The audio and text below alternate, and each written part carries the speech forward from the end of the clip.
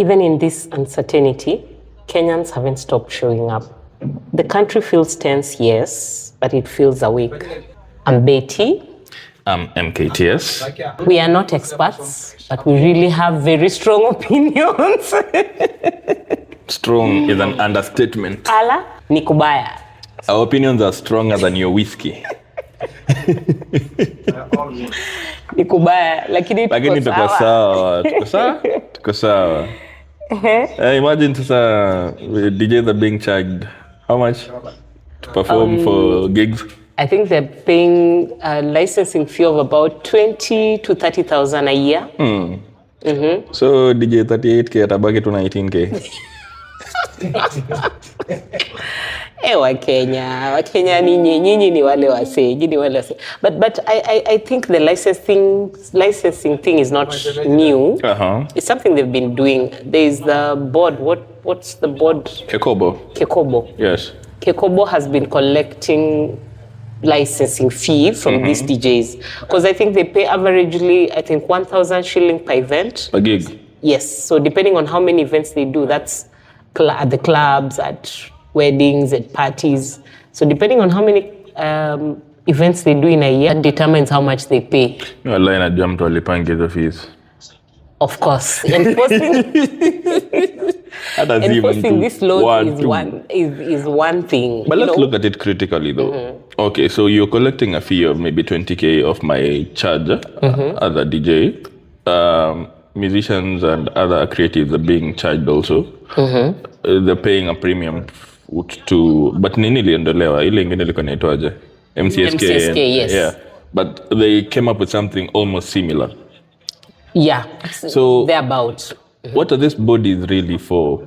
So the interesting thing is they collect and they're supposed to. So from what the guidelines or the laws state, Kekobo is supposed to collect this licensing fee, and then at the end of the day, they're supposed to pay these artists. And guess what? Through eCitizen. eCitizen that doesn't work. By the eCitizen as a platform, iko outsourced. Ni amsetu fulani mwenye aliona simi naweza unda hii kitu. Like a private. Yeah, it's a private entity. Yes. So this man, it's a couple of guys. They're not affiliated to the government in any way. They're just contractors. The government called them, hey, you have a platform that can collect bills. Let's collect bills. And then they're able to do that. So yeah,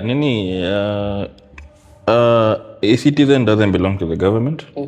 It belongs to a common mwananchi who is a sharp boy. So si tunaweza fanya hii kitu, at the end of the day we make our money. You take your cut, we take our cut. And that's it. Kila msee ana benefit. Is he like official? Is this like an official arrangement, or this is just off the books? Of course, we're in Kenya. These things happen. So meaning that system can literally crash at any point. That system can crash right now and poteza all your money, and there's nothing you will do about it. Kenya is no longer a country. What is it? WhatsApp group. Lakini vile tumesema ni kubaya, lakini tuko sawa. Sawa. Lakini najaribu kwa sawa. Ground inasemaje kule? I've had goons are daring abroad. Man, ati wanashika watatu alafu 17 walikuwa 17 ama 14? 14 of them. Itabidi wameita disappear into thin air we're dealing with international goons. Itabidi wameita Interpol. Come through. By Interpol, okay, do you want to lesson them to retrieve find and retrieve? I think anyway, igava iko tu na theatrics, drama every other day, because this is what, 2 weeks later or 3 weeks later? It's like 3 weeks later. And you're telling us what? You actually give these guys time if they give them they time. Have actually dared abroad. Okay, moja Kenya nashangaa. Unajua wali sneak out of the country. You know, so what you are you actually know where they went? You actually know where they are, so produce them, please. I actually feel like that was a signal of him telling them, just keep staying where you are until it is safe to come out. Come back, lakini poteni hivyo keni chini ya maji, wacha maneno ishe. then tutawashtua. In other words, kuna wengine nao wamepigwa, the ones that were the ones that have faced the law. The ones that were responsible for beating up some other guy wakamvunja mikono. Walipigwa robbery with violence. It's already sentenced, or the case is still ongoing? The case is still ongoing, so we can't really talk about it. Because sub judice. And the other 3 guys who got caught in Kisumu? I think they were freed on was it bail or something? Oh. Okay. So that's also an ongoing case. Yeah, it's also an ongoing. Attackers. Yeah. Okay. But I feel like but clearly they're not looking like they are going to be there's going to be justice served at the end of the day. Of course, this is Kenya. Justice inakuanga for the highest bidder. So if your mdosi can do a few things and release you, then good for you. If they cannot, then you wanitwaje jama scapegoat. It's getting bad. And with the political season, I had actually hoped that they would use these people as an example to set pace for we are going to have several political rallies. We're going to have different people crisscrossing the country, moving from places where it's considered safe to places where it's considered, would I say volatile or like sort of not unfriendly to certain political parties and not others. Should we define volatile? Not really. Let me say unfriendly, not volatile. Unfriendly. I'm asking that because we thought Nakuru wouldn't favor the Linda Mwananchi crew. I don't really think so. I think we are in a situation where literally, maybe a little other than Usiguse Murima, every other part of the country is up for grabs. Any party can set up anywhere, and parties are literally looking for new members all over. Where will you know your crowd? Pretty impressive. Yes, and I'm saying this because Nakuru inakwanga a swing state. Like it could go either way, yeah. They don't have loyalty. Yes, to it could go either way faction. for any faction. But now with the numbers that turned out, it's like. So I told you this earlier, and I still believe that's what's going on. Kenyans are at that point where things are bad, things are tough, and they're looking for someone who, I'd say, sort of offering hope. Resonates with them. Yes. We actually do not even have an official opposition. We don't. So then who's going to speak up for you? United opposition. Yes. And to be honest, Linda Mwananchi is the closest semblance we have to opposition. Yeah. It's the spirit of Baba.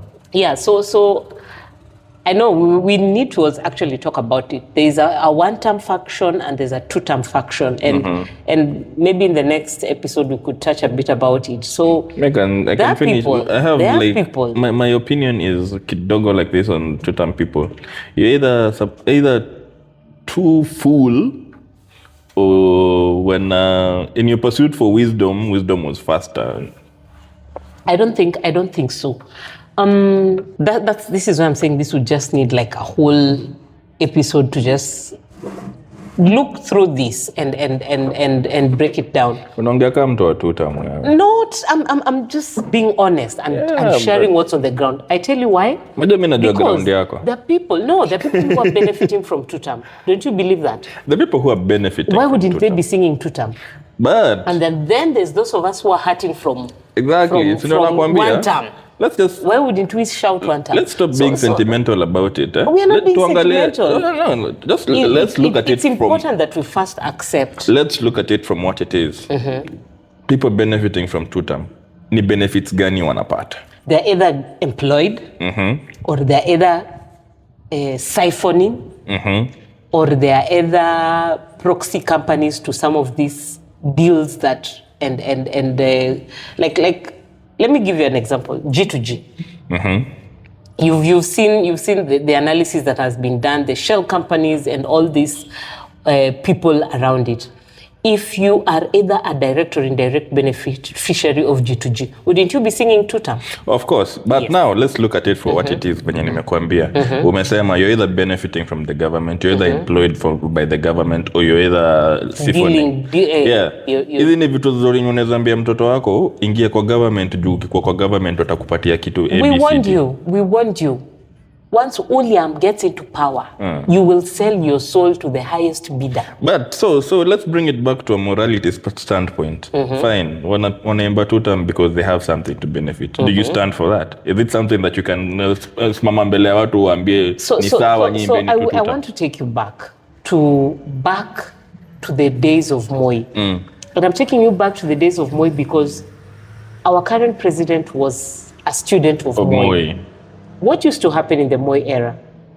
How was the government operating in the Moi era? Same. But you see, we cannot excuse that because it happened and how in the many? Moi era. Especially, let me even just state this: a lot of old money came from Moi era, and that's what I am actually suspecting. Or you will quote me someday, a few years down the line, we are having new money. Currently, we call it new money, but it shall be old money in a few years down the line. They are creating that now. And in the next few years, me, I'm not disputing everything you're saying. So the fact that they were in operation in the Moi days, and that was a couple of years back. What stops them from being in operation? You see, you're making it look like it's okay for people to say. It's not okay, but I'm pointing it out. But you see, in as much as wasana benefit, okay, watu upiga debe na mali wanakula, it's fine. True. But we shouldn't talk about it like it's nothing that it doesn't bother other people. Because sasa mimi, imagine umekaa kwa crowd ya watu wenye unajua tu wenye wasewa one time. Wakiongea like they can articulate their issues. Unajua kwa nini mse anasema one term. Then there's a bugger there saying two term. You tell them niambie kwa nini unasema two term. And they're dumbfounded. They can't say anything. And then you want these two people to sit together. So no, they sometimes cannot say anything because they're too embarrassed to admit that they have thrown their morality out the window and they're here eating, getting their plate filled. That should be the conversation. That should be the conversation. A conversation haifai ikue. So how are we going to start having that conversation if we don't bring this information to light? We need to realize that. Why are these people, like, dig deep, why are these people actually shouting tuta? I think when we get to that point where we are like, could it be that there's, like, bring it to light?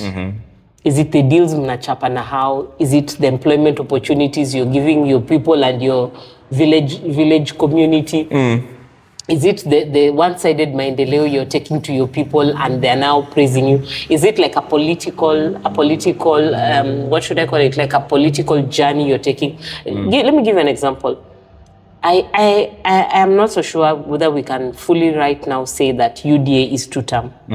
I don't know. I am... As we said, I'm not an expert, but I have opinions. Yes. So we are seeing quite a number of UDA party members coming up and people who are planning to vie with the UDA ticket in the next coming election. What do you have to say about this crew of people? Ground itakubali. Ground itaongea. Mimi sina story ingine mob. Acha ground iongee. Because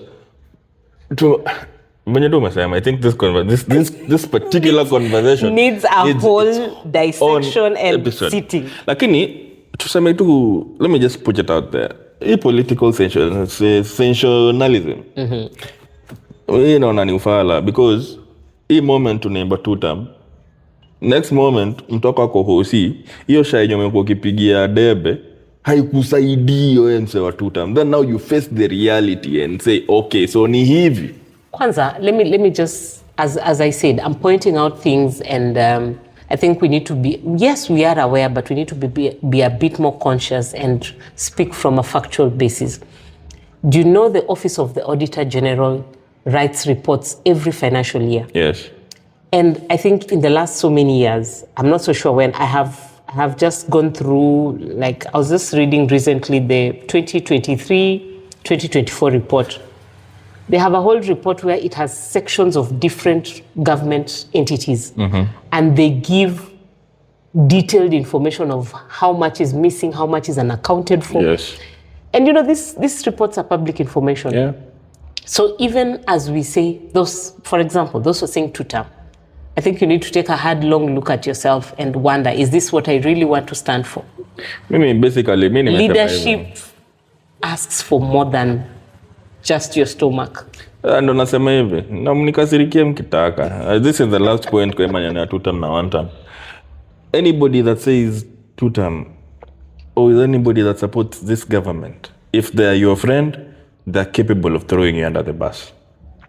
Because actually, killing you and burying you in the night and wake up in the morning and start looking for you like they have no idea where you went. They have no idea where you went. Because, maze, atuwezi endelea ku-celebrate ufala tu. Imagine, mse mwenye ameenda shule, mtu amefunguka akili, mtu mwenye na respect, unamsikia anasema tutam. Mkimwambia basi tukae kwa meza, tuongee hii tutam yako. Sell it to me. It is not sellable. Hata mwenye anajua. So, unafika mahali mnaanza kuagi, unaona mse anaagi kaa fala. Wewe unaacha. It is tough, but it's a reality we have to face. But me, I'm encouraged. Unaona venye mambo yamefanyika Nakuru. That crowd, I'm impressed.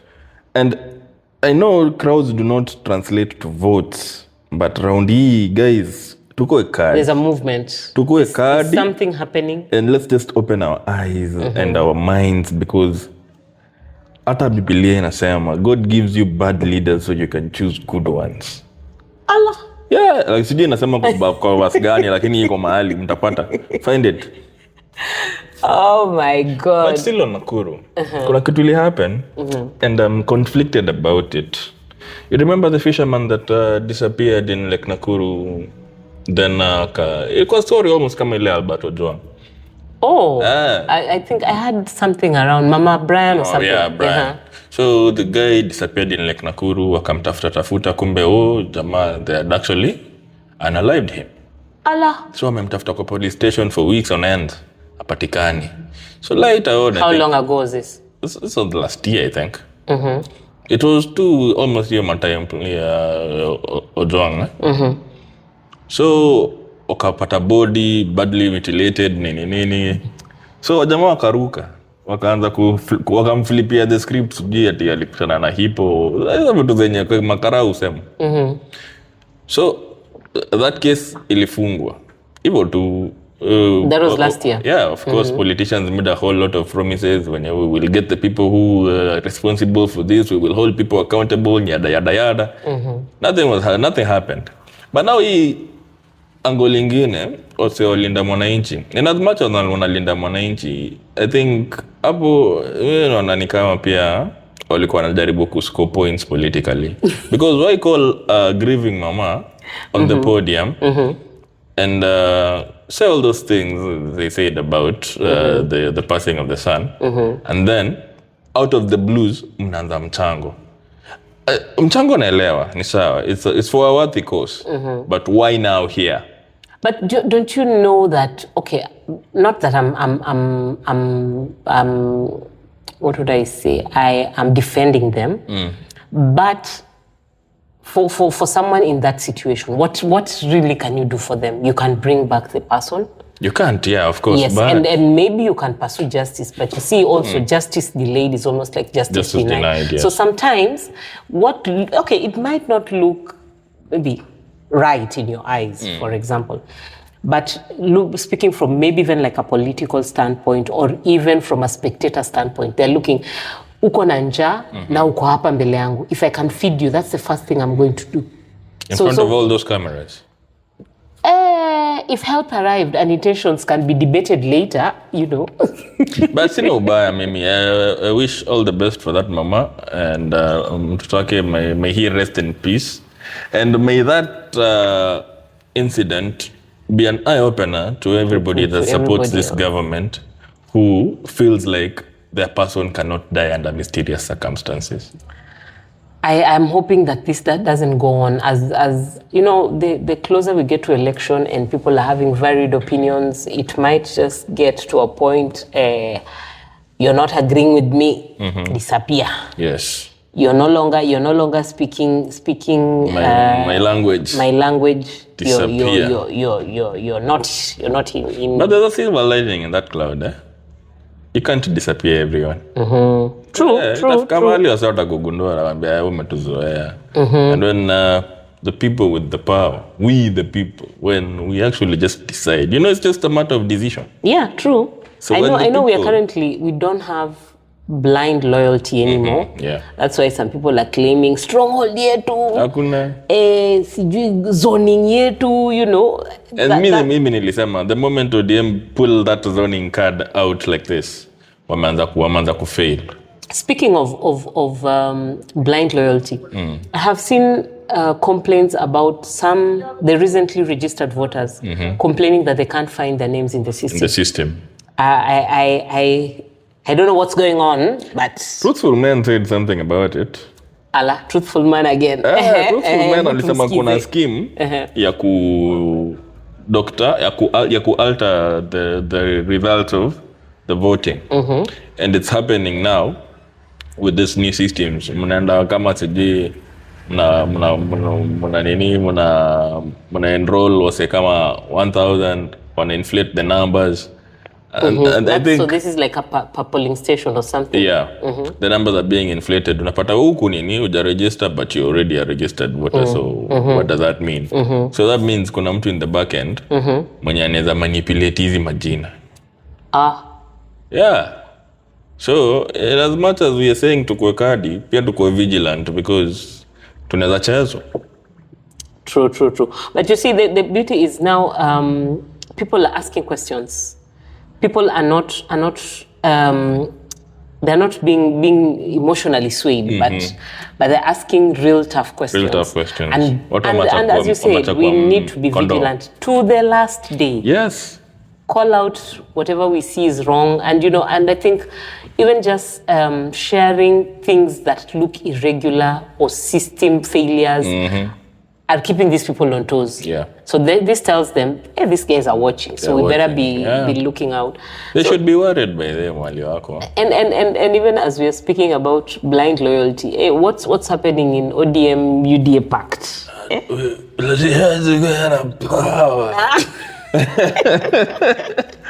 So power is not powering anymore. Is elusive. Power is elusive. And what do you need power for? And you're just about to meet your make. There's no youth leader is very youthful. What are you saying? Okay, miaka zake like he's looked younger in the last couple of months that he's been party leader. Young in dog years. No comment. But anyway, I think even ndo nakwambianga relationships built for benefit. So tulikuja haraka tukasema si tutalinda ground nayo imekuwa very elusive, and wameona ground maze tusiposema ground gani ni yetu Remember when I said you will sell your soul? So now they're realizing the price they have to pay for selling their soul not worth it. Yes. And they want out. They don't want out. They still want power, but now they're looking for ways to get it. Or they're trying to get better bargaining. They're trying to get better bargaining power. Yes. Na imekata. And from the look of things, looks like they will just give my guy a call. Watching this space, Truthful Man alisema yeye tu ndio Kenyans wanamtrust. Mi simtrust, lakini whatever he says lazima nisikize because kuna venye anajua vitu zenye mi sijui, and I can't just write him off. Someone said until he tells us what happened during the election in those polling stations where there were no what was the coalition called? Nini? NASA, not NASA. Was it NASA? Azimio. Yes. So someone said, and I think that's a very valid, that's a very valid concern, or like a valid expression. Yeah. That until he actually tells us what was happening in the polling stations where there were no Azimio agents. Until he tells us what happens, then we'll start believing him. That is honest. You know why I may believe him? Because there's no one amongst thieves. True, but now, why is he only revealing things or like telling on things that he is not implicated. Honestly, if ingekuwa wewe ungesema. You risk it if you're trying to say I'm honest, I'm clean, I am coming out, you know. I want to clear the air. My idea is take responsibility. Hapa enemy ni mmoja. Na si honest man ama truthful man. Sai he's not the enemy. We have a common enemy, and that's why all these other people, okay, look, for the lack of a better word, all these other thieves have ganged up to be against another thief. Because I say what politicians are many politicians. So yeah, I'm not trusting a politician until the day I die. Kuna as you say, truthful man you trust him. There's this issue he had with. I didn't say I trust him. I said I trust what he says, not him as a person. Pull up. So when we are now looking at his character as a person, what do you have to say? Kwanza that will he executes on behalf of his brother looks so good to be true. Apparently his bro had what? 1.what billion? In loans. But I always thought loans have like insurance that once you die that pays it they off. They write it off or something. Like, yeah, sasa kuna vitu zenye hatuelewi. I think that's why that will is being studied in. It's being studied in UN. The bill about the will. Yeah, it's being studied in some school. Really? Yep. It's like a case study. Yeah, it's a case study. Like how perfect can a will be? And then here's the thing. Kwa hiyo will, sister yake alipatiwa sijui 2%. Then Pastor Dorcas akapata 3%. Aje, like me, if I die, ati sijui. Si umesikia anaitwa Pastor Dorcas. So she alikuwa hapo kwa pass. Maybe there was a percentage that was added because, you know, of religious reasons. Of passing. Eish.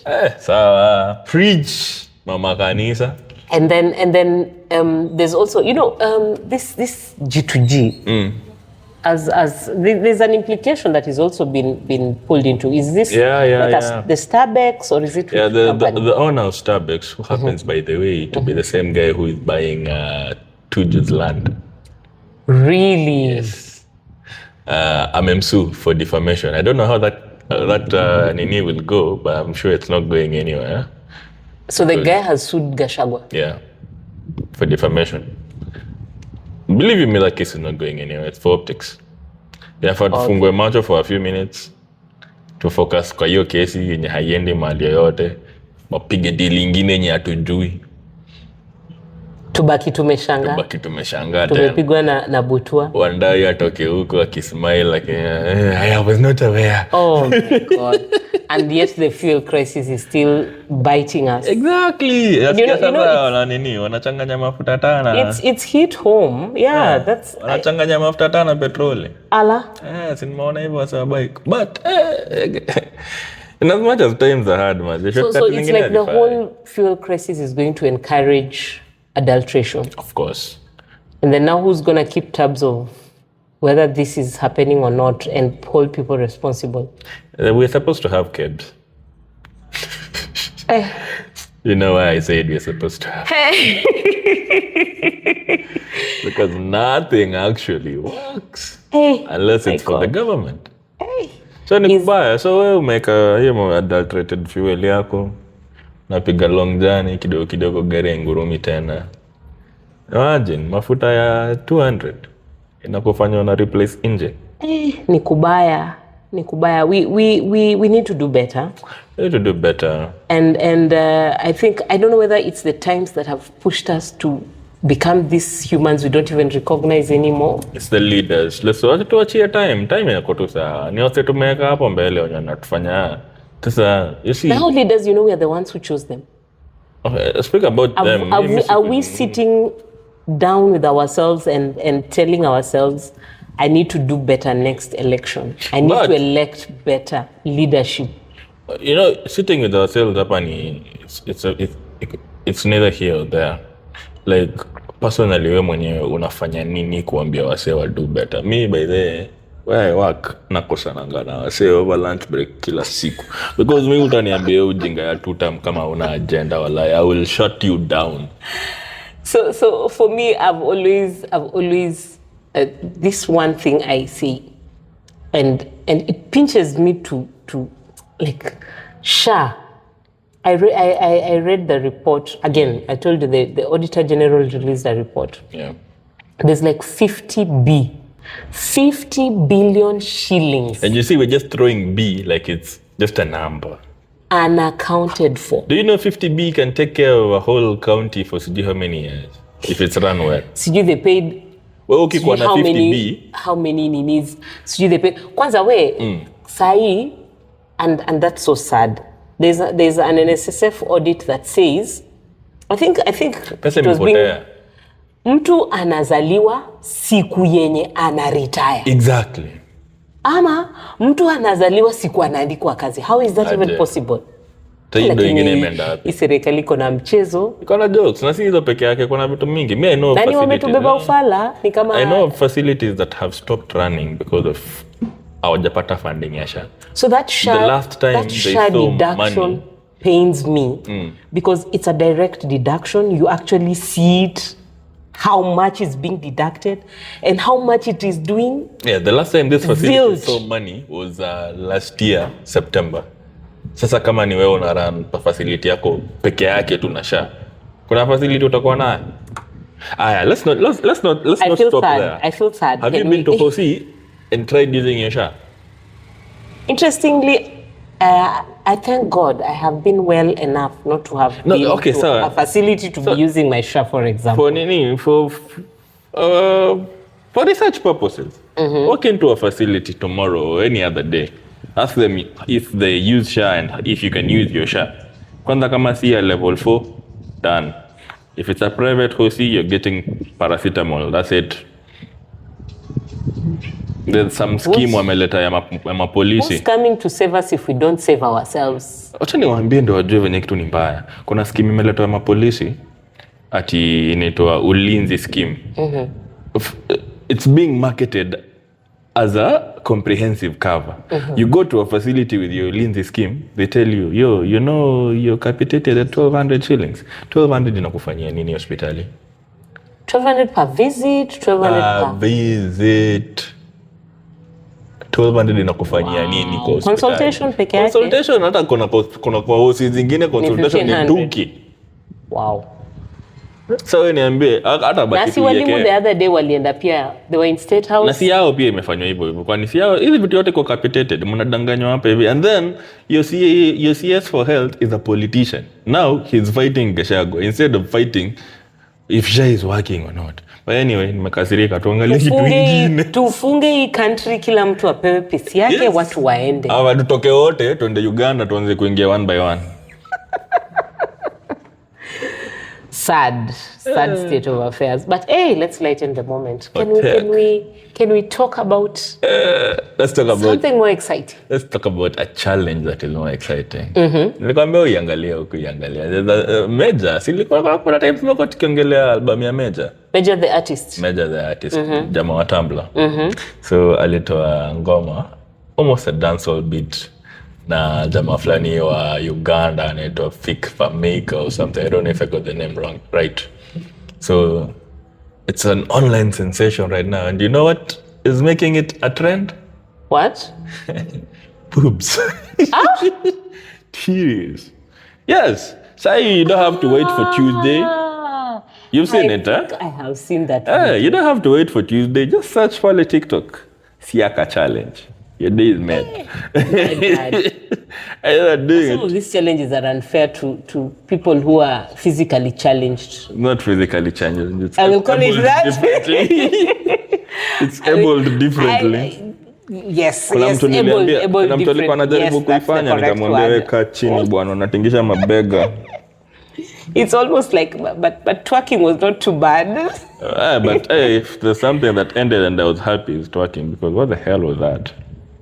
Allah? Yeah, I'm just gonna fly, yeah. Allah? Let's just go back to dancing. Like, normal club. People. Hey, umeenda club, una dance. Hata kama kuna mtu wako mna dance. Like, makes sense. I think the whole dancehall culture is what brought twerking. It was centered around throwing us. I think so. And then it just became like a whole trend. That's a very terrible culture. It should be disbanded. I agree. Na hii ingine ati X arudiwi. Lakini by the way, what's happening in the entertainment industry? Awezi nini adi uchase clout. Clout manade. Lakini sasa if you creating, okay, you see hizo ngoma zote wenye wanasema. Mimi sijazisikiza like nikazimaliza. Honestly, unatoa ngoma shit. At least umezisikiza. I know kama unaona ile una scroll. I know one person did X harudiwi. I know the title of the song. Alafu sasa kuna ingine side chick. Sasa mwenye anasema X harudiwi, hataki mtu mwenye ametoa side chick atoe ngoma yake, like guys mnatuambia nini? So it's more of a conversation that actually listening to the songs. Pishika simu, pigia mtu wako, mwambie hiyo ngoma yake inanidhalalisha mimi kama ex wako. Toa. Well, they sit down and have a conversation. Yeah, if that is the case. They're chasing clout. Yeah, of course. Ndio mara leo wameachana, kesho warudiana, kesho after wananikumbusha, unajua drama festival imekuwa tu juzi. Yeah, the finalists at the national level. Let me guess. Were at State House. Let me guess. Tumepanga. And other story. Yes, the president was there. He gave a speech. He promised that it's going to set aside funds for co-curricular activities. Let me guess again. 5 billion. He didn't say the amount. It's always a billion, 500 million. I don't remember hearing an amount, but he promised. Ngoja. Tumerudi wapi huko? Tulikuwa tumatana na mambo ya politics. We were talking about drama festival. I do not know how... The president is a politician. You brought him up. But it's interesting that this drama festival did not have... I don't know whether it's because they got tamed. You know, we've always had... the drama festival have plays, controversial plays, controversial pieces. Apparently, the controversial pieces didn't make it to the next level. That was like a cut-off. Si wewe ndo umesema walimu. I have not seen. Yes. Si wewe ndo umesema walimu waliitwa status. It has no relation to No, I mean, look at everybody who's going to status. They don't come out the same.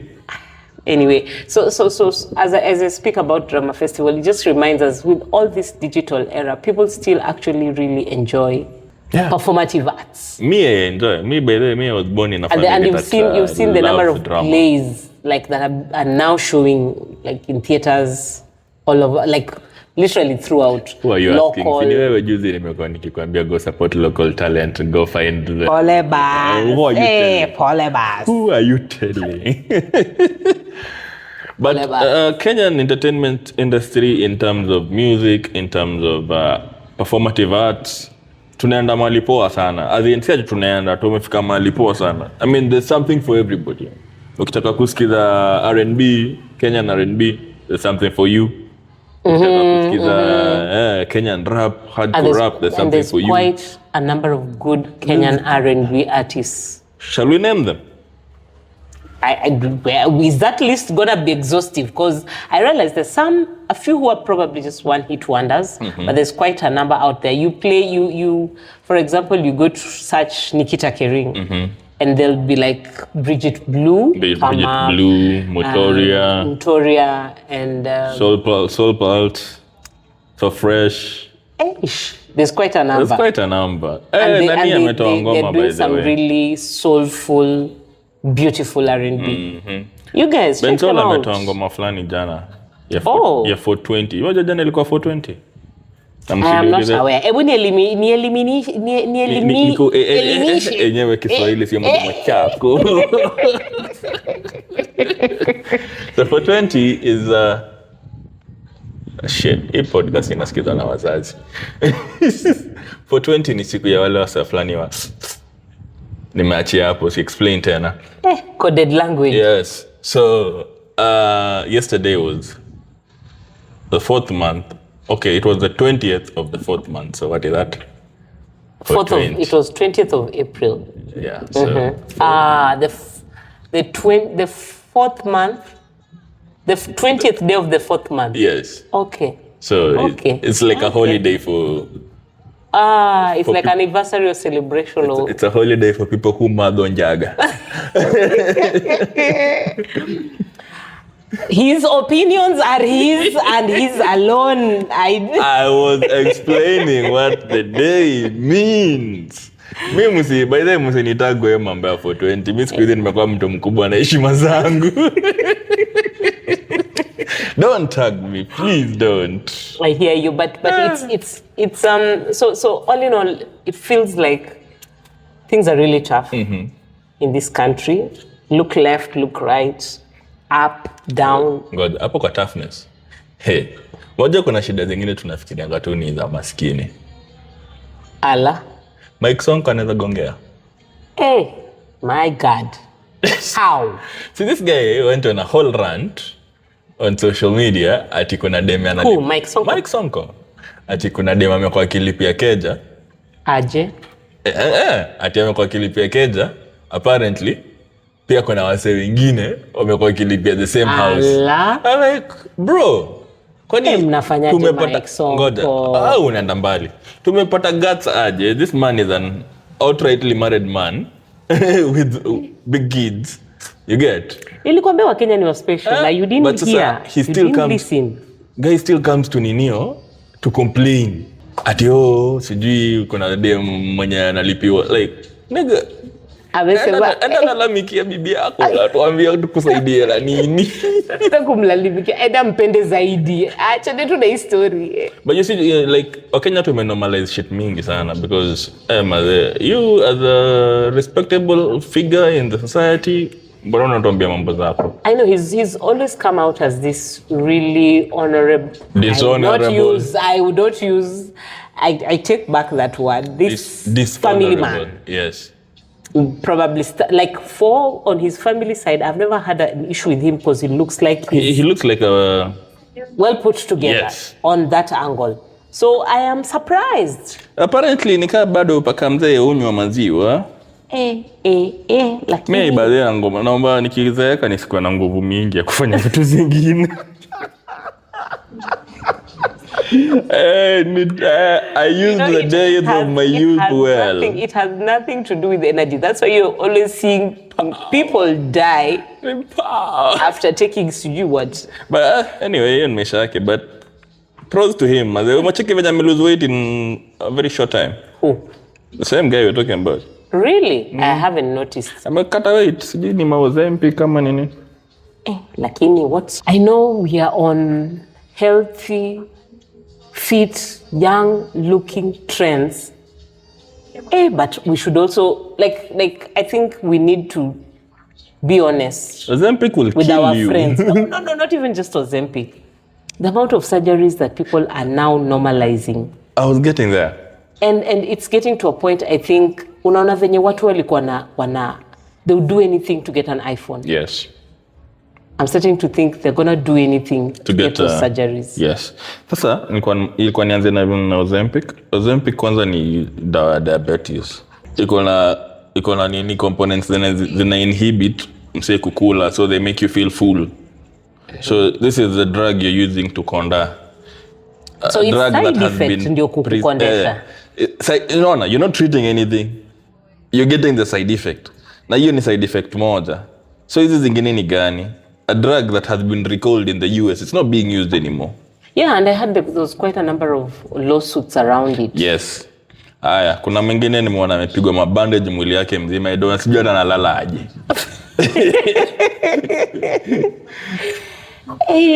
Amepigwa mabandage left, right and center. Like, maybe kama niko tu na a slight headache, it is so uncomfortable. Kwani mbinguni hatukuwa tunapewa mwili mpya? And I think I don't know whether we have normalized it as a society to a point that it's okay. I will literally do every part. It's sort of becoming my dress, my choice. But man, we need to slow down. Let's take it back to when people are comfortable in their skin. We need to slow down. Let's take it back to we are actually in an era where we have shifted from weight loss to longevity. Yes. We are no longer like just, we have running clubs, we have walking clubs, we fitness have fitness clubs, yes. We have now even accountability partners at the gym. Oh, which is now, you have those? Yeah, which is now a really popular thing. Nani anataka kukuwa accountability partner wangu? Kwa comment. Itakuwa ngumu kidogo. Si ni accountability, si vitu vingine. They just put me on check. Wewe ulisema ufanye kitu fulani usifanye. Hivyo, But you know how that works? You have to also be like, you have to be pushing yourself at 70, 80-ish, 90%. So then your accountability partner just gives you that 10% push. Usikuwa uko kwa 30% and you want an accountability partner bana. Hapana, si inafaa ikuwe self-driven.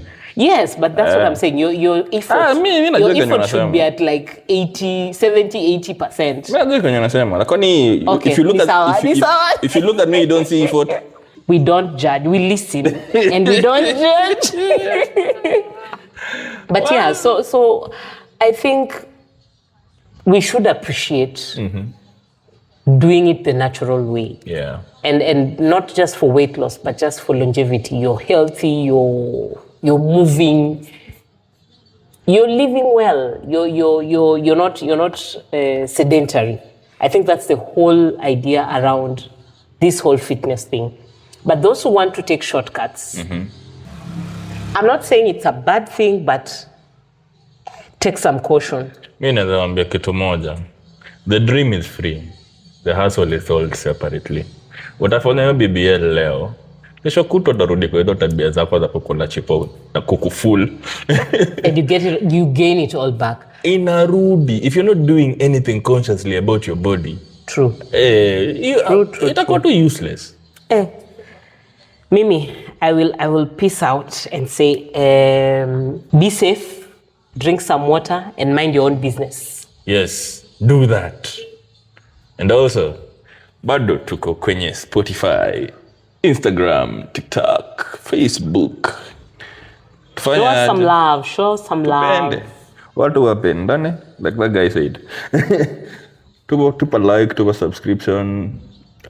Mkifika 500 subs, tunaingia membership. Wale day ones zenye tulianza nao. Hapo nyinyi ndo watu wetu tunaweka kwa membership. So anybody who wants to join this membership, tutawaambia hiyo time ikifika. But for now, until next time, like pages, ukitaka tuku-host, reach out. So until next time, tuko pamoja. Good.